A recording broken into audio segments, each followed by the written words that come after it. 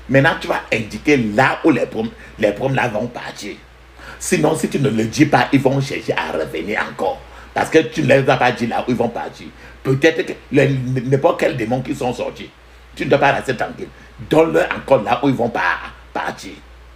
Donc, dans la prière maintenant, tu vas ordonner à ces problèmes d'aller là où Jésus leur commande d'être. Voilà. Au nom de Jésus. Ferme maintenant tes yeux. Crie ainsi. J'ordonne à ces problèmes d'aller là où Jésus leur commande d'être. Au nom de Jésus. J'ordonne à ces problèmes d'aller là où Jésus leur commande d'être. Au nom de Jésus. J'ordonne à ces problèmes d'aller là où Jésus leur commande d'être. Au nom de Jésus.